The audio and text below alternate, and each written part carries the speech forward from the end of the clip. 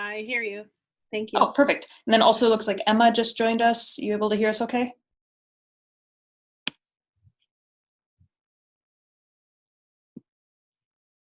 Okay, hopefully so. So Becca, those are the ones we haven't heard back from. Hopefully they're able to at least see or hear. And then you guys, if you are having a hard time communicating, it's clear we can't hear you, there's a chat box option that you can always chat your questions with us there. Great. Oh, there we go. We heard from, I think that was Emma. Yeah. That was me. Okay, great. Thanks, Emma. That would be me. Okay. All Yeah, right. I just realized, oh my gosh, it's 4:15 and after. Well, okay. Nice. All right. Well, tonight's session is about kickoff events and about a kind of a light version of branding.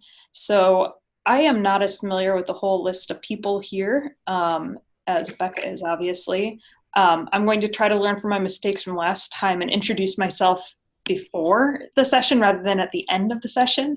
Usually that's better. So my name is Vicky Nakadomo. I'm the K-12 Outreach and Marketing Specialist at the UAA College of Engineering. I've been coaching and volunteering with FIRST for, this will be my 13th year. And that's mostly in the worlds of FLL, FTC, and now FRC for going into my third year with FRC. So, I mean, like I said before, I've coached, I've also volunteered at events in the Bethel area and village teams out in the southwest of the state, as well as state level tournaments, and have gone to several like world and super regional levels events. So I feel like between everything from village setting to a world championship, I've had a pretty decent glimpse of what exists out there for team branding, team image. I have hosted a few kickoff events for FLL and FTC, and have also remotely participated in events hosted by other people. So those are our topics today, are pretty much FLL, FTC kickoff events. I am curious as far as, and maybe Becca, without me going through the whole roster, is this a FLL, FTC mixed group? Is it a fairly even mix that you can tell? It is weighed more towards FLL, but we have both. Okay. Okay, cool. So a little bit of both. And then the other part is that some of you are in areas where you might have option to go to a regional kickoff event, and others might be looking at hosting your own personal kickoff event. So looking at both of those options in today's presentation. Has everybody figured out where the chat is at? Kind of thumbs up. Yeah. Okay. So that's a really great place to, if it seems like you don't want to either interrupt and you got a question on your mind, feel free to chat that in the box, or if you're having problems with your audio, or else the other option is just to unmute and ask your question as it pops up. These are meant to be kind of conversational. So, okay. So give me just one moment. I've got a presentation I'm going to pull up. All right, can you see my presentation? Yes? Okay, perfect. Okay, so the other thing, again, it's hard without knowing all of your backstories of how long you've been with FIRST and everything. But kind of the tradition of kickoff is a big tradition in every robotics league, whether it's FIRST LEGO League, FIRST Tech, FRC. My personal take on why it is such a strong tradition is that, first and foremost, it's joining a worldwide FIRST community to celebrate the launch of another season. I think that's especially important in Alaska, where we have communities that are oftentimes, your teams are rather isolated in different parts of the state. And joining for whether it's a streaming of the live video or for instance, FIRST Tech Challenge is actually kicking off this Saturday, so you'll actually be able to join and watch the video live at 8 a.m. on Saturday, like the rest of the world. Unfortunately, FIRST LEGO League rolls theirs out in the middle of the summer, so it's kind of a weird time. You don't really have access to your students yet. So it may not be that everybody across the world is all tuning into the video at the same time, but regardless, the idea of a kickoff is to get you on the same page as everyone across the globe participating in the same program is all together watching this video and getting excited about the season. Recruitment opportunity for new members. I know it's real early in the season, so first, or the kickoffs can serve and often serve, at least they did for me, as a recruitment opportunity. So when I was teaching in a village and we didn't have a local kickoff to attend, we created our own team kickoff, and we came in on a Saturday and we'd watch the video when it was released. And there were some years where there were statewide remote efforts we could participate in. We could stream the video or stream workshops with people. But there were other times where it's just our team. So that was a great opportunity to bring in new team members and get them really excited about the season. Provide an opportunity for team bonding. We always did icebreaker activities there. If it's a kickoff opportunity where it's multiple teams together, it can get you guys networking with each other's teams by doing icebreakers that mix your teams up. I already kind of talked about this one, but the whole Alaska has some pretty isolated regions. So having a kickoff, either remotely joining with other teams or just seeing and hearing that there's other teams out there, reiterates that they're not alone. Also a great opportunity to bring in mentors and volunteers and to get a jump start on game strategy and robot design. Becca, would you like to chime in on kind of the heart and mission and purpose behind kickoffs? No, I think you captured it really well. And the big thing for me is, first is really a robotics community. Such a great thing that we hear from our alumni is how they met friends, and how they met friends not only at their own school and their own teams, but across the state, and then even connected with teams in other areas. So even if you are running one of those local kickoffs, it's a great time to explore the websites and explore the forums and kind of announce yourselves there. There's a Facebook page, there's lots of different networks that you can join in on. And if you can make that part of kickoff, then you can help the kids feel like they're joining something big. Along those lines, if you are not in a region where there's a kickoff that you and your students are just showing up to, if you are either collaborating with other coaches to create a kickoff or just doing one for your own team, here are just a couple examples of agenda items that are often used at kickoffs. I will also say, I know we already addressed the fact that FLL's kickoff technically happened during the summer. To me, in my opinion, that does not stop me from still hosting an FLL kickoff, even if my team's not getting together till September and the mission has already been posted out there along with the video for a couple months. I would still form a kickoff for my team to get them excited about the season and bring popcorn, bring snacks, and make it a big old party. So even if the video's already been out there. So here's a couple example items. Watching the kickoff video, printing out the game manuals and sharing them with the group. We've often done things like the jigsaw reading where specifically with FLL, the different mission challenges where students might each adopt a different mission and read up on it and then report out to the group and show them. Assembling playing fields or mission models, team building activities and games. Kahoot, I don't know if you guys have ever played Kahoot quizzes. Yes, no? If you haven't, I strongly encourage you to give Kahoot a try with your students. You can go to kahoot.com to sign up and make a teacher account, and then the students go to kahoot.it and they participate in the quiz there. We've used Kahoot as a get to know you activity. See chat going. Are you monitoring that, Becca? Yeah, okay, cool. So if it's something I need to stop talking for, just let me know. So we use Kahoot for, the traditional game of like get to know you bingo, like find someone who likes cats, that kind of thing.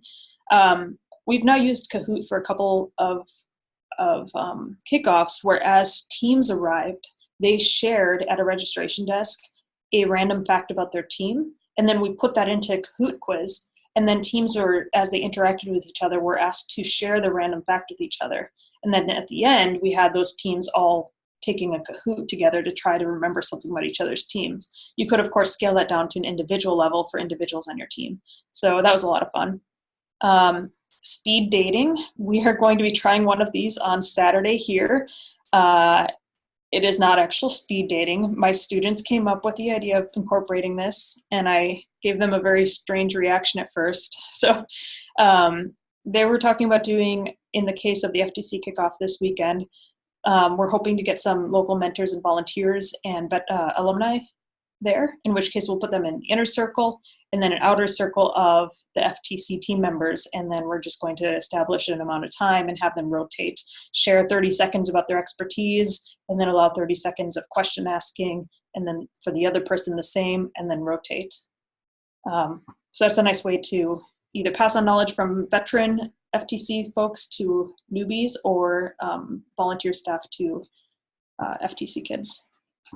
I always like to keep my robot intact, my team's robot intact from the previous season, because I think it serves as a really good kickoff item where you can analyze last year's robot. The new kids on the team get to see an intact robot.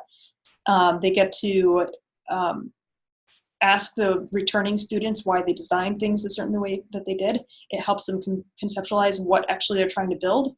It also helps them see what from the previous season's robot might be a strength that could carry over to the next season. And almost always the challenges are different enough that no one's tempted to just keep the same robot.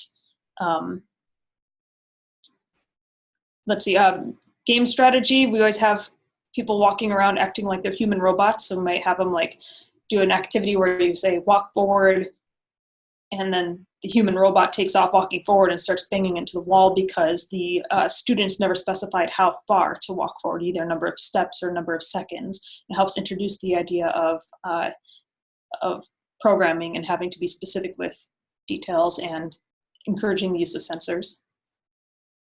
And yeah, let's see.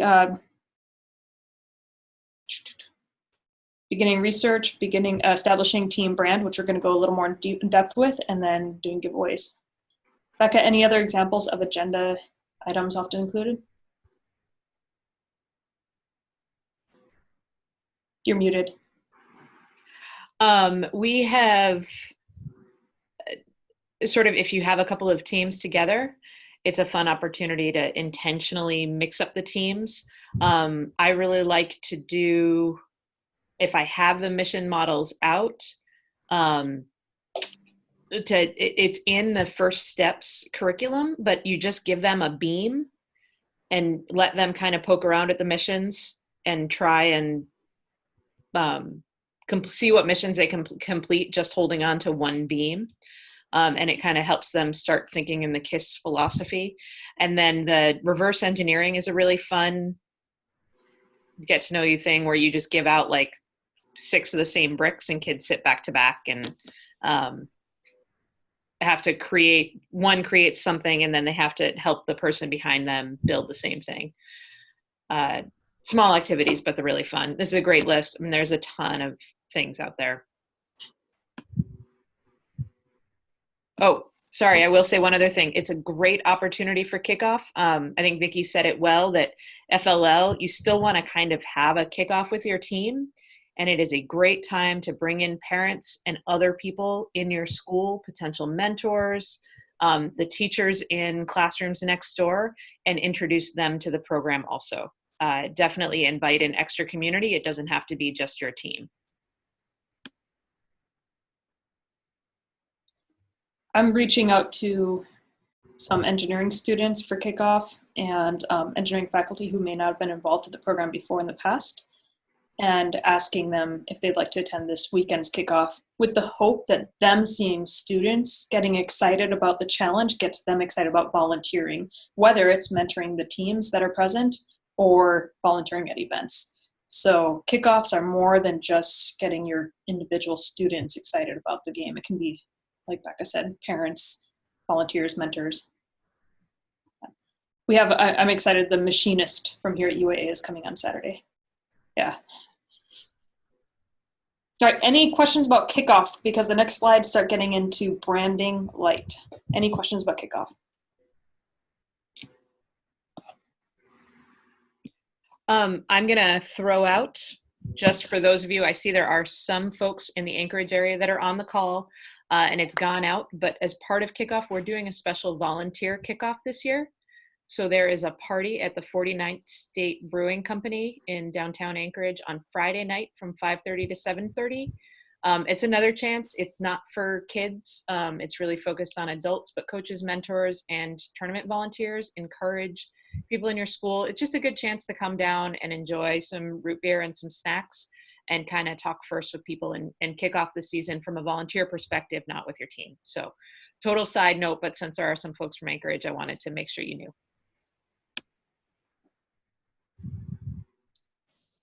Excellent. All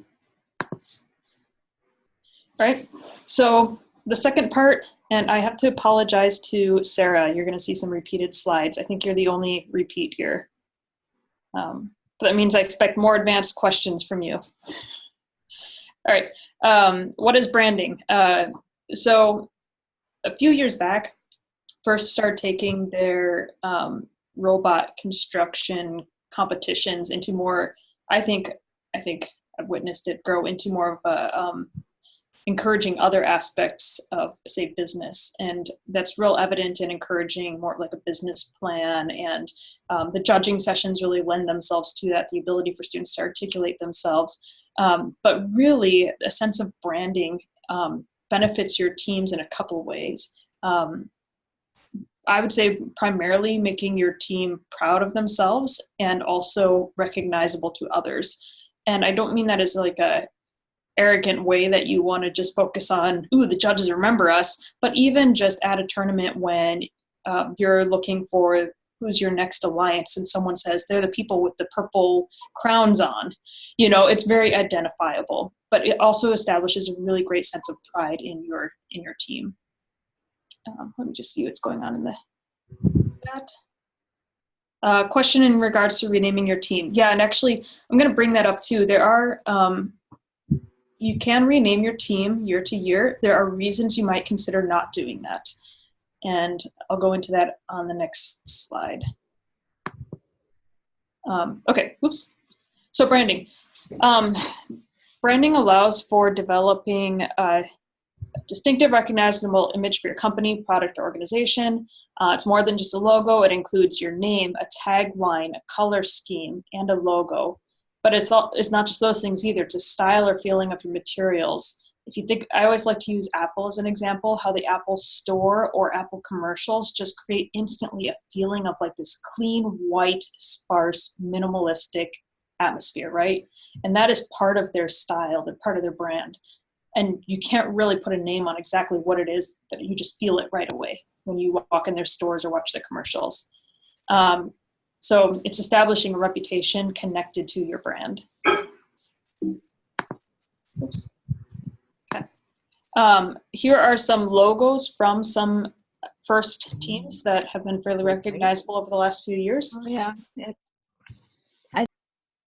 Okay, so just those are a couple of examples. When you look into creating a logo, if you feel like you're not equipped for something like that or your students aren't, don't worry, you're not alone. You're not the first person who has said that.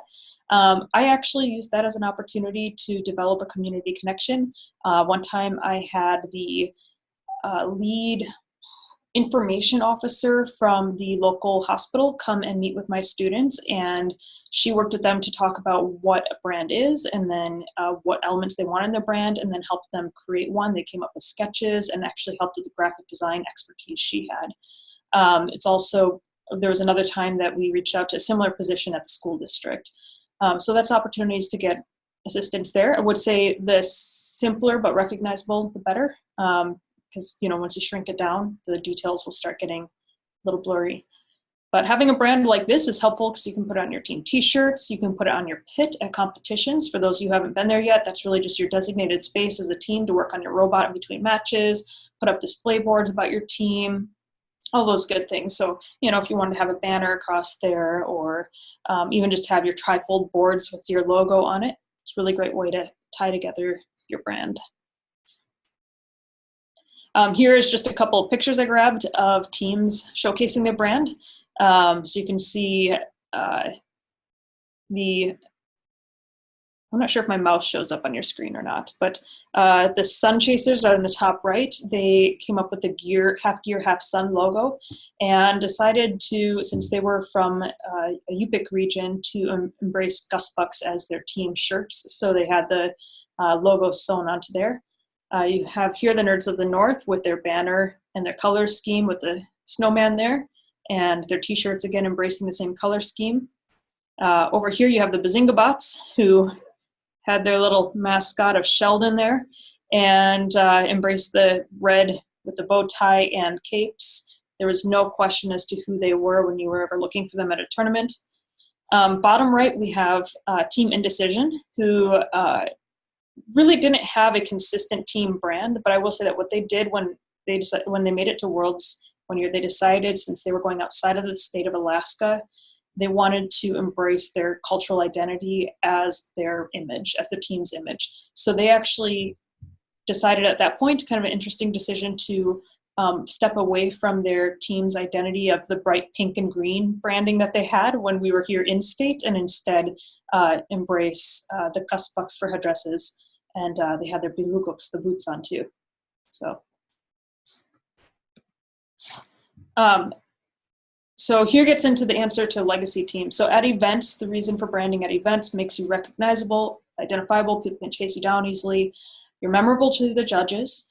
When the judges are behind doors, then deliberating and trying to figure out who gets what award, it's real easy if all they have to say is the bow tie cape kids, right? It's pretty easy to identify and refer to a group of students then. When you have come to, or you've repeated several years at competitions, you can kind of become established as a legacy team. Really strengthens your interactions with other teams over time. People get to recognize your team brand. And so that's one reason I would consider not renaming your team. If you keep something that is, I know FLL teams specifically have a tendency to want to name themselves after that year's mission or that year's challenge and theme.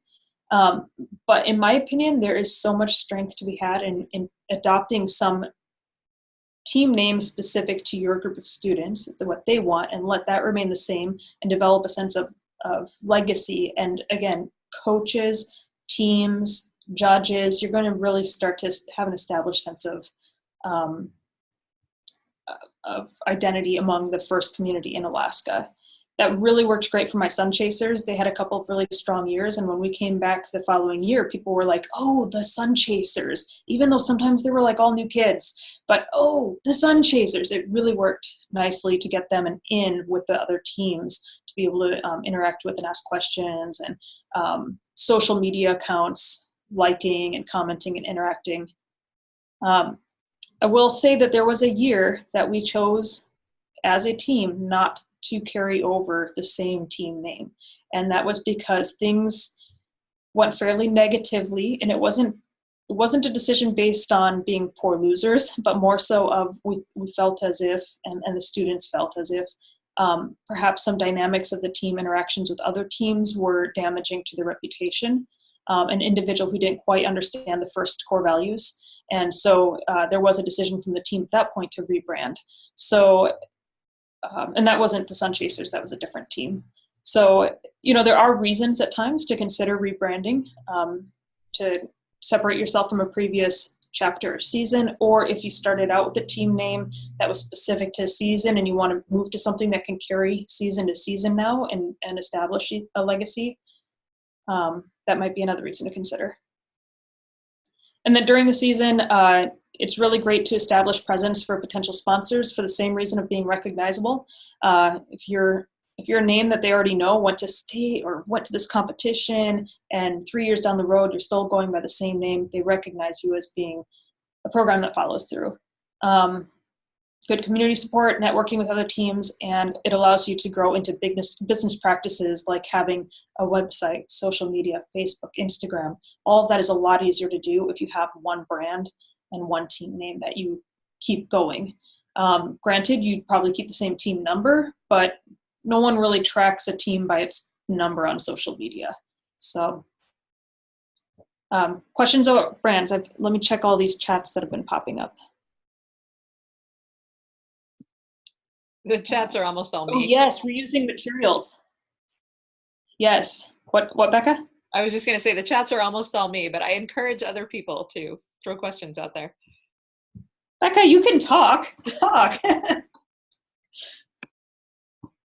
But no, that's a great point about reusing materials too, because like sun chaser buttons, we had just a load of buttons that every year then we could take the leftovers from and keep handing out. The Nerds of the North that you saw a moment ago, they actually were doing every season they were doing a button with its theme on it for that season. But when you buy these things bulk, the more you buy, the better deal you get. So not ever knowing exactly how many you're going to actually use, we started going to just the logo and buying them in bulk so we can reuse those.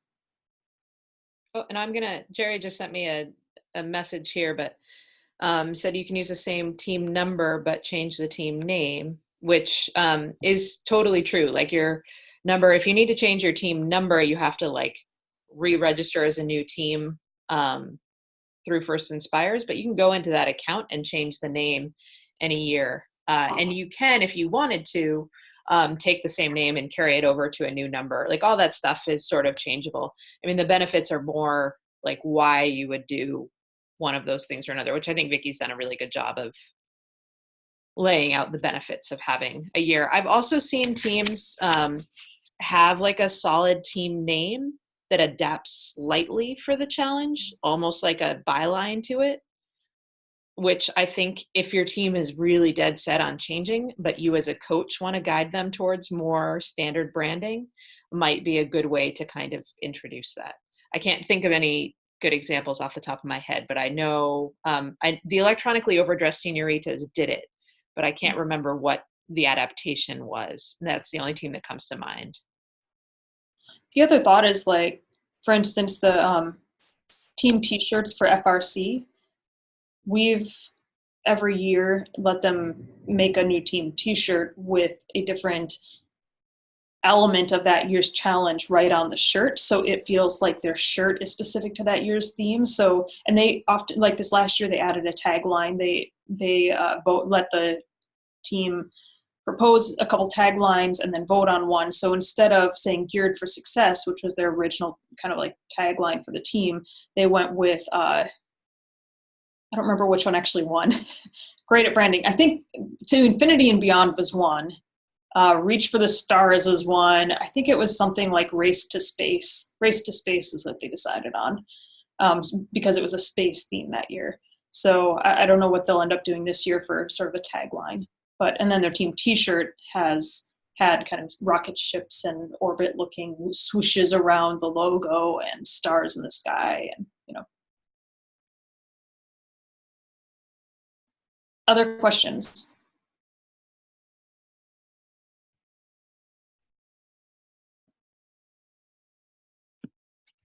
Let me see, I think I have another slide. Yeah, here we go.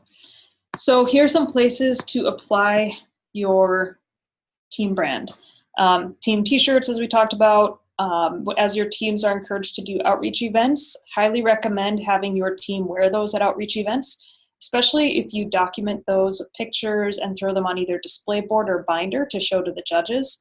It's real evident then who your team members are, and it's just a very like warm, fuzzy impact on judges when they can see you conducting outreach and your kids are all wearing their uniform looking shirts. So if possible, if you already have them, that's great to do as well. Of course, wearing them at tournaments. Team information, engineering notebooks for FTC folks, throw that logo up front. Information boards and notebooks, brochures, especially FTC. We often in FTC, you'll see team members from other teams devoted to a role of scouting, where they'll go around and try to find out, what your robot is capable of, and find out whether or not they want to choose you as an alliance if they're in the top ranks at the end of the qualifiers. So, so a lot of times it's really helpful to have a brochure that you hand to them that has all the answers about your team in it. So you can say, oh, we are team XYZ, and here's a little info about our robot, and it's branded with your team image again, so you're really easy to identify. Team spirit, cheer, I misspelled that. Handshake, a banner or a flag. FLL, it's a little bit more FLL friendly to be cheering. But we did, for a kickoff event one year, have every team come up with a team cheer. And for FLL, that was super age appropriate. They took turns doing their team cheers back and forth. It was great. Swag, buttons, sponsor appreciation, stickers, media for things like FTC. You do a lot of video award submission opportunities there, so making sure to incorporate your team brand there. And online presence, social media accounts, and websites. And I think that is the last. Yes, that was my last page. So thoughts, questions?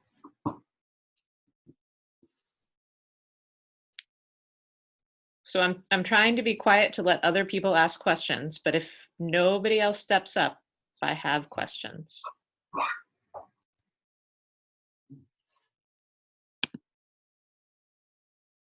Okay, I'm gonna talk because I'm not sure how to explain it in words on paper. So I'm doing FTC this year, right, for the first time, and my classroom is almost not a disaster anymore. Anyway, so I'm like trying to still figure out where to start, and like, would you suggest doing all this stuff like with a class, like having the different groups of students still go through the branding process? Like, would there be enough time? I don't know. Yeah, so you are teaching FTC in a class, that's yeah, and apparently I have a whole year with them, not just a year. Nice. Okay. So I found out last week. When I was teaching FTC as a class, I did the basic elements still in the classroom with the whole group of students. And then when push comes to shove, when it comes down close to the tournament, it really turned into who was willing to spend a little time after school. And that's how I used to determine also like who chose to be on the team, because at least where I was at, not everybody in the class was actually interested in being at a competition. So I still like to introduce and incorporate the class in making those decisions and understanding all of the elements, especially because if you have a student in your class who actually is not as interested in mechanical elements or programming and electrical, they may have just in their heads decided robotics isn't for them, not realizing that there's this other business component. So I think it would definitely be worth incorporating your class in making this decision and starting out that way, getting it established with your class, and then you might capture some students who are more interested in the business side who can help you on those kinds of items further down the road. Yeah. So do you like do as a whole class come up with a whole name, or did you do like individual groups within the class come up with like their own little thing? We had, well, depending on class size, mine was in Kasigluk, so it was a fairly small class. So we just had, and I knew that we'd had too many for the size of the team, but I also knew they weren't always all going to be interested in traveling. So I had them all come up with one name. I would honestly come up with as many as you plan on competing with. So if you plan on having 2 teams compete out of that mix, maybe come up with 2. And Becca, you can tell me if you wouldn't. I actually think what Carol May kind of talked a little bit about last week, but she has her Thunder Mountain Robotics Club that has 5 teams within it. And so they talk, like give almost a branding discussion like you've done. All those teams are then branded Thunder Mountain Robotics Club, like they have that group identity, and then within that each team comes up with their own that kind of captures who they are as a team. But that way, sorry. And that's what I was saying too, like it depends on how many you actually want to compete, because you wouldn't want to come up with 1 if you have 3 competing teams. Or if you only plan on having 1 competing team, you don't want to come up with 5 brands and then have to make them choose, because they're going to feel really attached to one of those brands. Yeah. I have no idea. I mean, I'm lucky if I even have my classroom set up, and I'm supposed to move to a portable whenever that's ready. So it's kind of a disaster. So we'll be lucky if we have one that's ready to compete this year. Just with current situation of the school closure. So I'm trying to figure out what to do with them at all. How many are in your class? I got it down to 25. 25. It was 33. Okay. And that was kind of a disaster as we didn't really fit in the space. You know what you could do is because I feel like students will really adopt that brand. So if you have, again, if 25 kids and you put them in teams of 5 and they come up with 5 different brands, and then only one from each team makes it through the season and you're putting them into one competition team. Yeah. I don't know. I mean, it'll probably all be under the like So High Robotics, but each individual team, yeah. I don't know. I was thinking about like in my mind, like, okay, each group can come up with their own little catchy name to be identified. And then if they don't all make it through the season, they either get adopted into the team that mostly made it through, or you guys end up competing under So High Robotics, or vote on which brand to use. Yeah, maybe just for the class, they'll have their own little branding within there. Okay, sounds good. Thanks. So many different ways to go with that.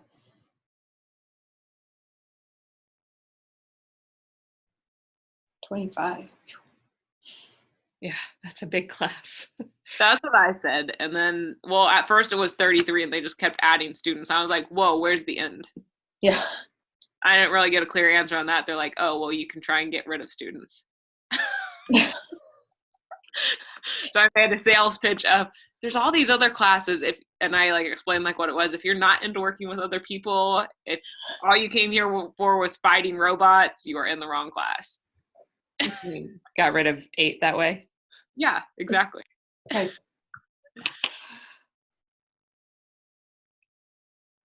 Other question?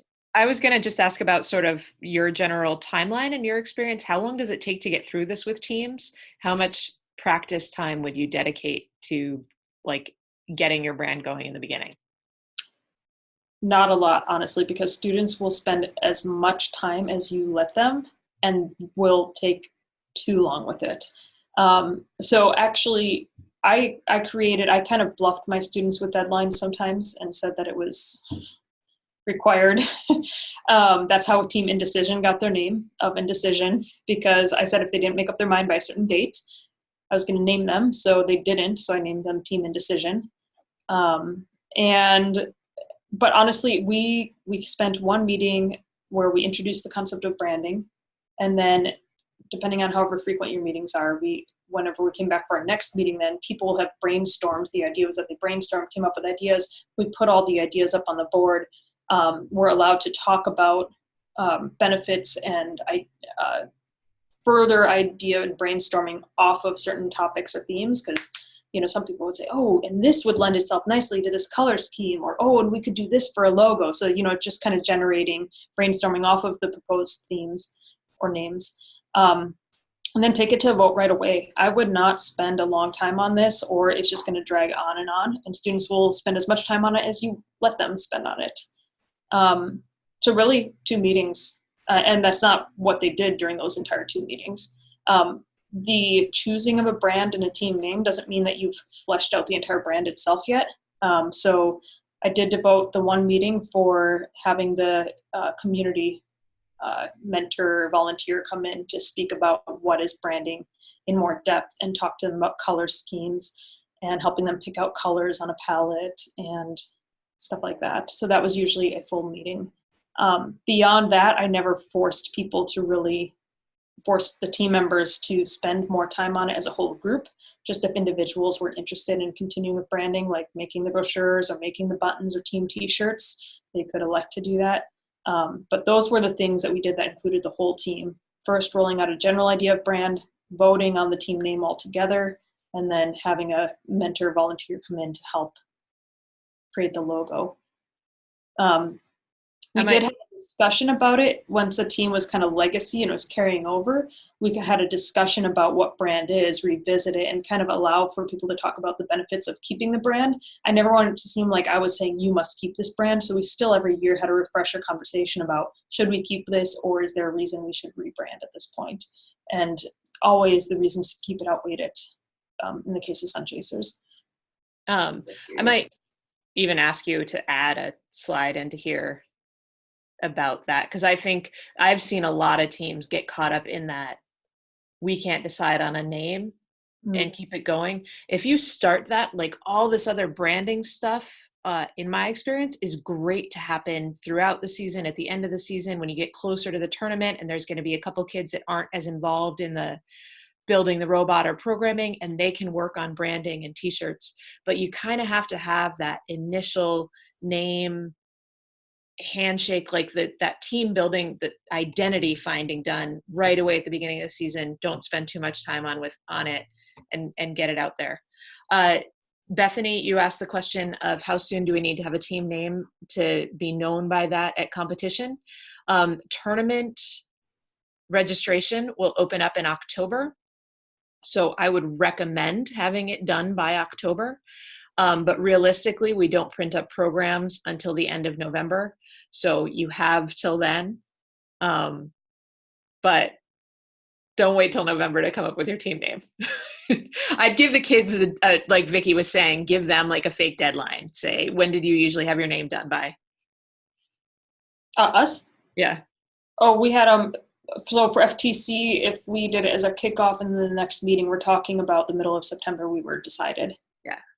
And I will tell you, like, the team name, logo, and color scheme, if you can have those picked, anybody who's working on a small project on the side can always be encouraged to incorporate those things so easily. And then also you get the benefit of like parents knowing. So let your parents know what your color and scheme is and whatnot. And it's amazing what kind of clearance racks might suddenly show up with a bright orange t-shirt or headbands of a certain color that start embracing your team image. Or, you know, so those things can pop up more naturally throughout the season instead of waiting till the end, like Becca said. All right. Any other questions? Yeah.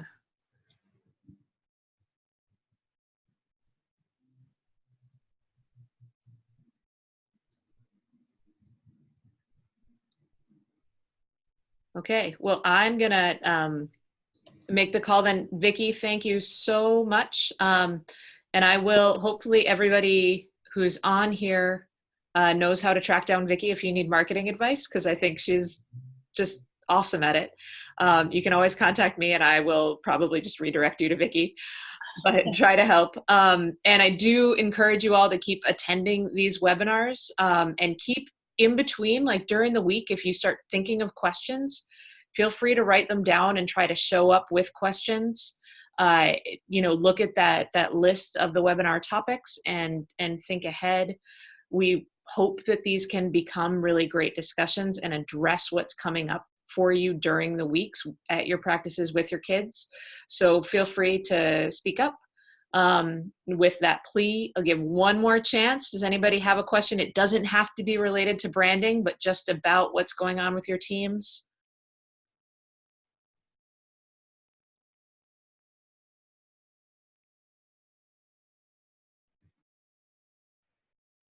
All right, hearing no questions, we will end early on our Tuesday night.